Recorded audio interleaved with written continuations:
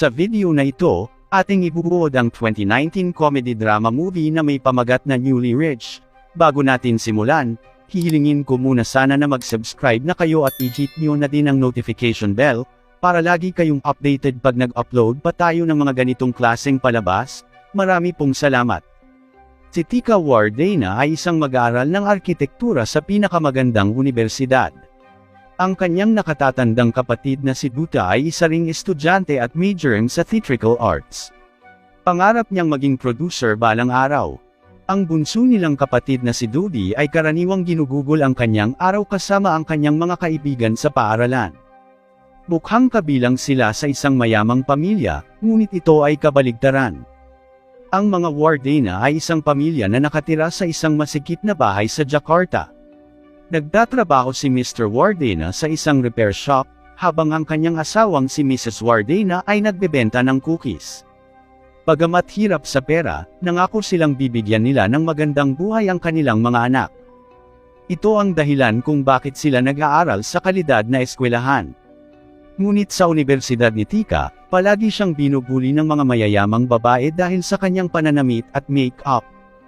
Para naman kay Duta, nananatiling pangarap ang kanyang pangarap na maging producer dahil sa kakulangan ng pondo.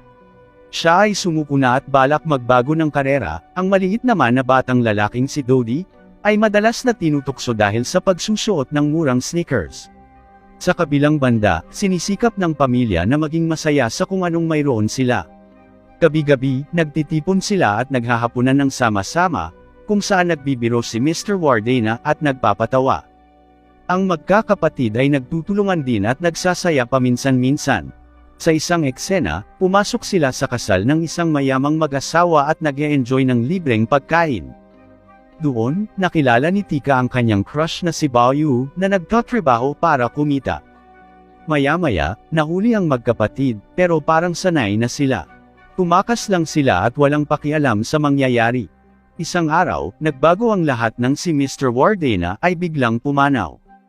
Ngayong wala na ang pangunahing pinagmumula ng kanilang pera, at dahil wala silang ipon, magiging lubhang mahirap ang kanilang pamumuhay.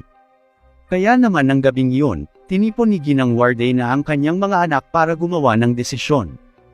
Alam ni Tika at Duta kung ano ang mangyayari, kaya ipinahayag nila ang kanilang pagnanais na umalis sa universidad. Gayunpaman, sinabi ni Mrs. Wardena na hindi nila kailangan gawin ito, iginagalang niya ang desisyon ng kanyang yumaong asawa, kaya dapat ipagpatuloy ng kanyang mga anak ang pag-aaral at makapagtapos. Para sa pondo, nagpasya si Ginang Wardena na ibenta ang bahay. Ang desisyon ay mahirap, ngunit kailangan nila itong gawin. Kinaumagahan, habang naghahanda ang pamilya para sa araw na iyon, dalawang abogado ang biglang dumating sa labas na may dalang ilang mahalagang balita. Para ipaliwanag ng detalyado, nag-play sila ng video sa kanilang laptop, at nakakagulat na kasama si Mr. Wardena. Sa una, nagbibiro siya tungkol sa pagiging buhay, ngunit dumating sa puntong ipinaliwanag niya na ni-record niya ang video na ito, ilang buwan na ang nakakalipas dahil alam niyang malapit na siyang mamatay. Ngayon, may mahalaga siyang anunsyo, ibinunyag niya na siya ay talagang mayaman. Hindi makapaniwala ang pamilya sa kanilang narinig, at nagpatuloy si Mr. Wardena na anak siya ng isa sa pinakamayamang pamilya sa Indonesia. Sa katunayan, mayroon siyang malaking mana, na itinago niya sa kanyang pamilya sa loob ng 21 taon. Ang tanging dahilan ay gusto niyang maging malaya ang kanyang asawa at mga anak. Ngunit ngayong wala na siya, gusto niyang magkaroon sila ng pera at mamuhay ng maayos. Bago matapos ang video, sinabi ni Mr. Wardena na mahal niya ang kanyang pamilya. Nang marinig nila ito, si Mrs. Wardena at ang mga bata ay hindi makapaniwala. Tingin nila na ang lahat ng ito ay isang kalokohan lamang. Gayunpaman, nang pumunta sila sa bangko ni Mr. Wardena sa araw na iyon, ibinigay sa kanila ang napakalaking halaga na 500 milyong rupya. Lumabas din ang abogado noong una, at ibinunyag na kapag naubos na nila ang halagang ito, maaari silang mag-withdraw ng higit pa. Tuwang-tuwa at agad na lumabas ang pamilya. Kalaunan, pumasok sila sa isang magarbong restaurant, nag-book ng VIP room, at nag-order ng lahat ng masaganang delicacy. Nag-imbita pa sila ng isang mahirap na tao at pinilit itong kumain kasama nila. Kasunod nito, tumungo sila sa isang mall at nag-shopping. Si Mrs. Wardena ay namili ng maraming mag-agarang damit para sa kanyang sarili, na lagi niyang ninanais. Sa kabilang banda, namili din ang mga bata ng mga bagong mobile phone at iba pang gadget. Mula sa araw na ito, ganap nang nagbago ang kanilang buhay. Kinabukasan sa paaralan, ang batang lalaking si Dodi ay kinainggitan ng kanyang mga kaibigan dahil sa kanyang mamahaling sneakers. Nagulat ang lahat kung paano ito na kayang bilhin ng isang batang lalaki mula sa isang mahirap na pamilya. Samantala, nagsimulang makipag-date si Tika sa kanyang crush na si Bao Yu. Isang araw, nasira ang kanyang motorsiklo, kaya binilhan siya ni Tika ng bago sa halagang 19 milyong rupya. Ito ang ginamit nilang sasakyan buong araw. Ngunit sa gabi, ibinalik ni Bao Yu ang motorsiklo sa kanya, sinabing hindi niya ito basta-basta kukunin. Sa bahay, si Mrs. Wardena ay nahumaling sa mga kakaibang damit at alahas, kaya sa loob lang ng 3 araw, naubos agad ang 500 milyong rupya. Gayunpaman, hindi ito naging problema sa kanila. Gaya ng nabanggit ni Mr. Wardena sa kanyang video, mas maraming pondo ang magiging available sa lalong madaling panahon. Sa araw na iyon, muling dumating ang mga abogado at nag-play ng video. Muli, binati ni Mr. Wardena ang kanyang pamilya ng may masayang mukha at nagtatanong kung nabubuhay sila ng may marangyang pamumuhay. Pagkatapos ay ipinaliwanag niya na magkakaroon sila ng akses sa 15 bilyong rupya ngayon, na 30 beses sa nakaraang halaga. Ito ay kinasabik ng kanyang pamilya. Kinabukasan, nagpatuloy sila sa isang napakalaking paggastos. Sa una, pumasok sila sa isang malaking mansyon at agad binili ito ng walang anumang negosasyon. Pagkatapos, pumunta sila sa isang tindahan ng muebles at binibili ang anumang mahawakan nila. Pinili rin nila ang security guard doon, nangako na babayaran siya ng triple. Pagkatapos nito, pumunta sila sa isang luxury car showroom at bumili ng hindi isa kundi 3 kotse, kahit na wala ni isa sa kanila ang marunong mag-drive. Habang lumilipas ang mga araw, lumalayo ang pamilya sa isa't isa. Kahit na nasa kanila ang lahat ng yaman sa mundo, unti-unting naglalaho ang pagkakalapit at pagkakaisa nila. Noong nabubuhay pa si Mr. Wardena, dati ay magkasama silang naghahapunan. Ngunit ngayon, hiwalay na ang pagkain ng lahat. Ang maliit na batang lalaking si Dodi, ay labis na naiinis sa nangyari sa kanila. Samantala, ang mga mayayamang kaibigan ni Tika na dating nang aapi sa kanya ay naging kaibigan na niya.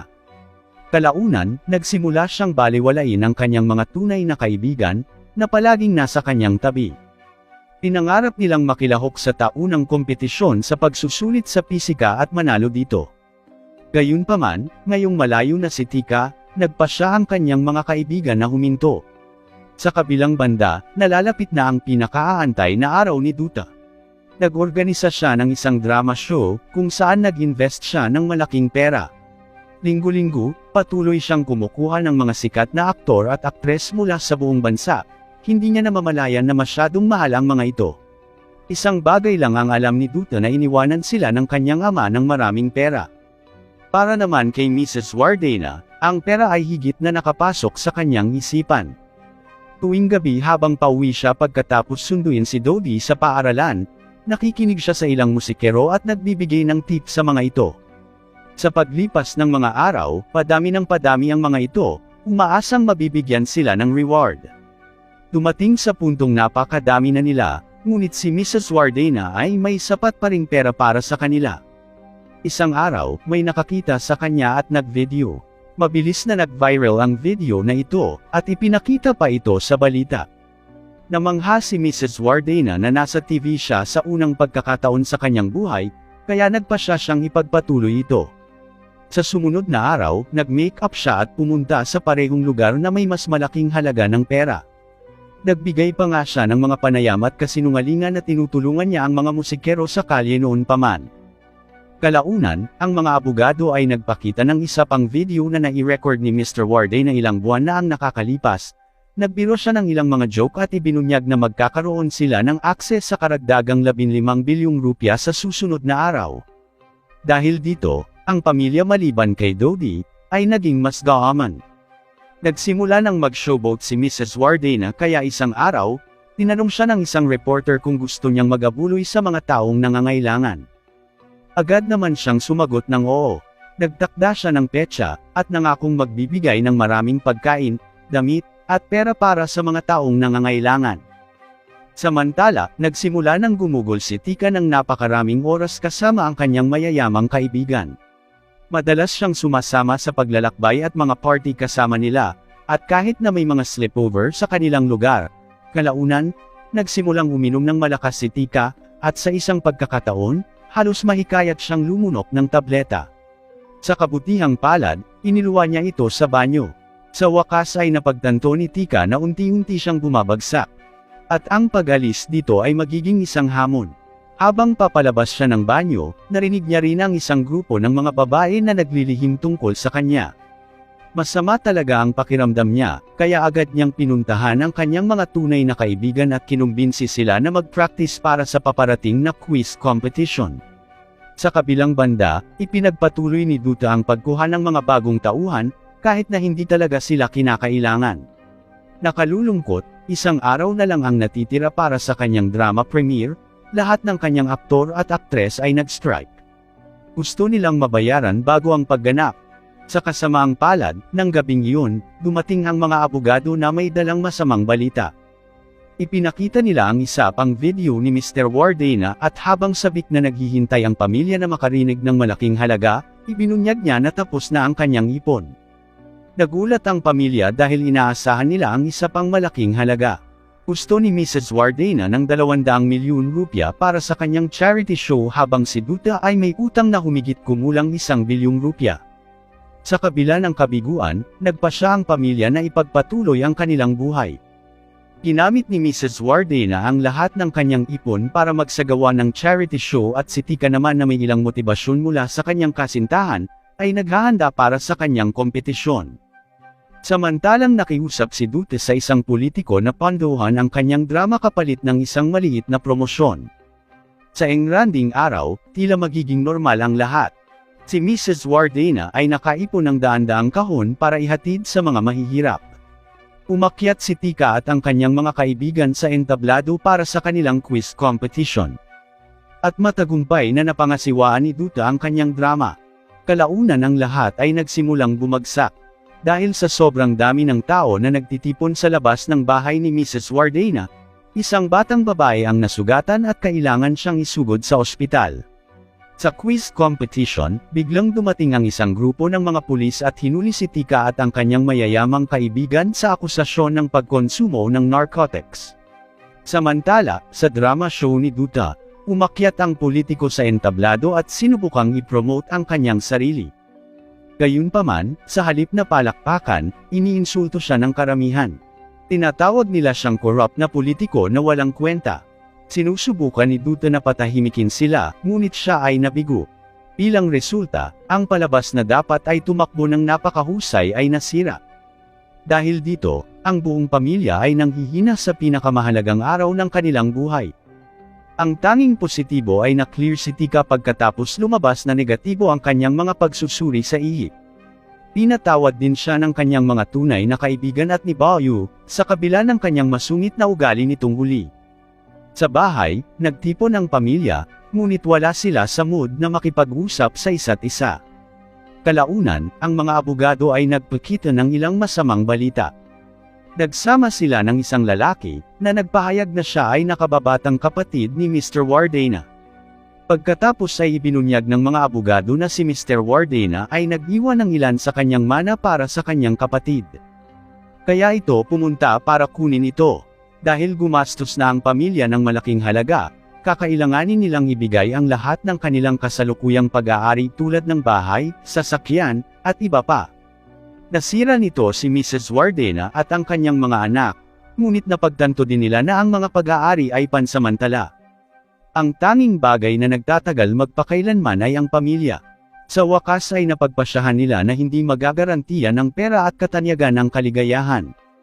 Sa susunod na eksena, bumalik ang pamilya sa kanilang lumang bahay, namuhay ng simpleng buhay tulad ng dati. Malapit nang ikasal sina Tika at Bao habang sa wakas ay nagkasundo na si Duterte sa kanyang buhay. Gayunpaman, hindi nila alam na ang kapalaran ay may isa pang twist sa kanilang buhay. Isang araw, muling nagpakita ang mga abogado at ipinakita ang video ni Mr. Wardena. Sa video, kasama ng matanda ang kanyang inaakalang kapatid, na ngayon ay kinuha ang lahat ng kanilang ari-arian. At sa sorpresa ng lahat, inihayag niya na ang lalaki ay talagang isang binabayarang aktor. Inihayag din niya na hindi pa ubos ang kanyang kayamanan. Sa katunayan, hindi pa nila nagagastos ang 1% ng kanyang kayamanan. Nagsinungaling lang si Mr. Wardena tungkol dito para maunawaan muli ng kanyang pamilya ang halaga ng pera.